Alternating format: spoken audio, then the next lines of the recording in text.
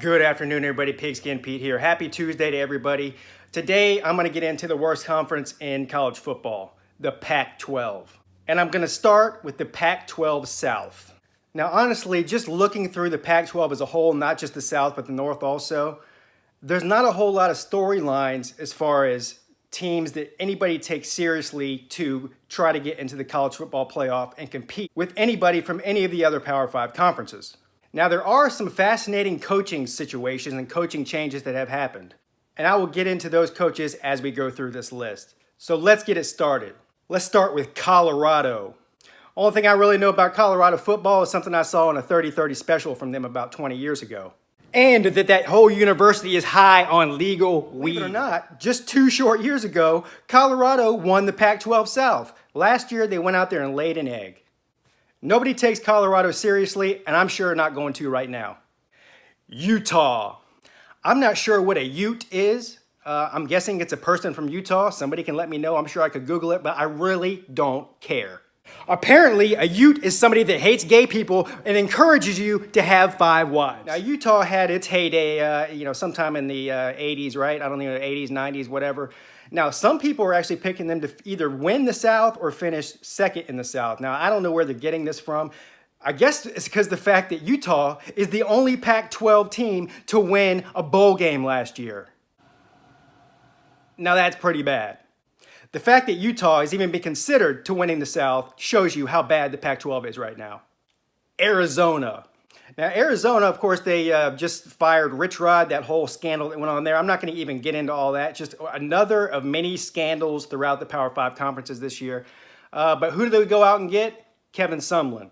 Now, Arizona had a good little run there when Rich Rod was there, right? They were up a top 15, sometimes even a top 10 team for a couple years there. Last year, despite the fact that they had the best player in the Pac-12, and Khalil Tate, the most electrifying player in the Pac-12 anyway, they still very unimpressive, and I don't expect them to do much this year. Unless Khalil Tate is just Superman, which he kind of looks like he is. If it weren't for him, they might be 1-11. I mean, that's how bad the rest of the team is. Now, I do think that the fact that Kevin Sumlin spent the past, 5 years in the SEC West, coaching at Texas A&M. So he knows how to build a team that's tough, and he probably will do pretty good at recruiting talent there just because of his history at Texas A&M. Maybe he'll even hire Hugh Freeze as offensive coordinator. If you told me right now Arizona could win the Pac-12 South, I'd believe you. If you told me right now that Arizona only wins 2 games this year, I'd believe that too. Basically, I have no friggin' clue what Arizona is going to look like this year. And I'm betting nobody else does either. Arizona State. Looking through these Pac-12 teams, man, it's like every team is like 4, 5, 6 wins. They're all like right around 500. And that's what Arizona State basically is. Now, they hired Herm Edwards. The guy is like 70 years old. God love him, but he was an NFL coach for a long time, then on TV for a long time, and for whatever reason decided he wanted to go coach college football. I'm not sure why. I know he doesn't need the money. Maybe it's just a hobby for him. You play to win the game. Either way, it's sort of a bizarre situation, and you have to wonder. Because I know he knows football, but college football and NFL football are so completely different. I just can't wrap my head around why this guy would want this stress at this point in his life. He's always talking about how he was the head coach of the Under Armour All-American games for the high school players, but this is not the Under Armour All-American game, okay? This is real Power 5 football. Well, kind of. People are going to be expecting you to win. I have no idea what to expect with this. I'll be fascinated to watch, though. You know what? For the first time in my life, I might actually record and watch later an Arizona State Sun Devil football game just because Herm Edwards is on the sideline. So I guess maybe that's half the reason they hired him, is to get some people to watch those games. They do have a pretty cool mascot, though. Anyway, Arizona State, sorry, not going to win the Pac-12 South. UCLA. Now, anyone that's been following my channel for the past 8 months or whatever, I don't spend a whole lot of time on the Pac-12 for obvious reasons. You've probably heard me speak more about USC and UCLA than any other team, and that's because they had 2 dynamic quarterbacks, Josh Rosen, who I love to hate, and then Sam Darnold, who they made look average despite the fact that he was really good.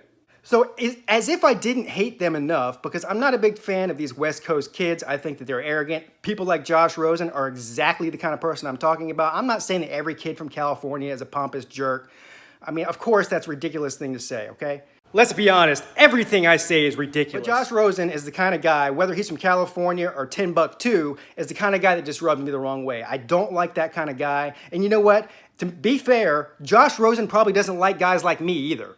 But as if I couldn't dislike UCLA any more than I already did, they went and hired Chip Kelly. This is like a hater's Christmas present for me. Who the hell names their kid Chip? I mean, what is that? I didn't like Chip Kelly at Oregon. I didn't like Chip Kelly at Philadelphia. I didn't like Chip Kelly on TV. I just don't like Chip Kelly. I don't know why I don't like him. It's something about his personality. He just seems like a bit of a jerk. He seems like he's one of these know-it-alls who clearly doesn't know crap. Wait a second, we're more alike than I thought. Just because you think you invented some sort of high-tempo offense, everybody does that now. Clemson does it better than Oregon ever did. The reason Chip Kelly didn't entertain really taking those head coaching jobs at Tennessee or Florida or some of the other ones that he was looking for is because he knows that his style of football is not going to be able to compete in the ACC, SEC, Big Ten, or probably even the Big 12. The Pac-12 is the easiest road for him to actually get wins and possibly backdoor his way into a playoff eventually one day, although I don't think that's going to happen. Certainly not this year. He also wants to be as close as possible to Hawaii just in case he can find himself another Marcus Mariota. Could UCLA win the Pac-12 South? Could UCLA win the Pac-12 conference here in the next few years? Of course they could. Any of the teams in the Pac-12 conceivably could do that. But I'd be willing to bet my life savings right now that Chip Kelly never wins a national title at UCLA. Tell me why I'm wrong. Guess we'll see. University of Southern California, AKA Snoop Doggy Dogg University. Now, it's not even close that USC has top to bottom the most talent in all of the Pac-12. That's not very hard. USC, as far as their coaching situation goes, reminds me a lot of Tennessee and South Carolina and LSU. I can't figure out how they can't find a better coach. Now, listen, I know there are people out there that like Clay Helton. I'm not impressed with him. I think the fact that he has so much more talent than everybody else in that conference, and he had the best quarterback in that conference, and still looked average. I mean, the team should have ran through they should have been undefeated in that conference for the last 2 years. But they weren't, and then they lose bowl games to Ohio State, seems like every other year. No wonder Steve Sarkisian was a drunk. This is another team. Now, I'm not saying that USC could go undefeated in the Pac-12 and get into the playoff. Wait. No, I take that back. I don't see them beating an Ohio State in the playoff. I don't see them beating Clemson in a playoff. I don't see them beating Georgia in a playoff. I don't see them beating Alabama in a playoff. I don't see them beating Auburn in a playoff. Hell, I'm not convinced they'd beat South Carolina in a Music City Bowl. I don't really understand. I mean, California is one of the most fertile recruiting grounds in the country. And they do get a lot of 4- and 5-star players, especially UCLA, Washington, USC. But they can't seem to get it put all together to make a run.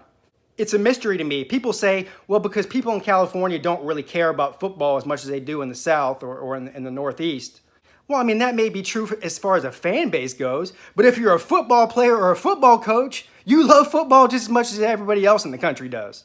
So that's just making a lot of excuses for losing every year. I'd actually like to see USC and UCLA get good again and become, top 3, 4, 5 teams in the country just because it would be interesting. Okay, I just lied.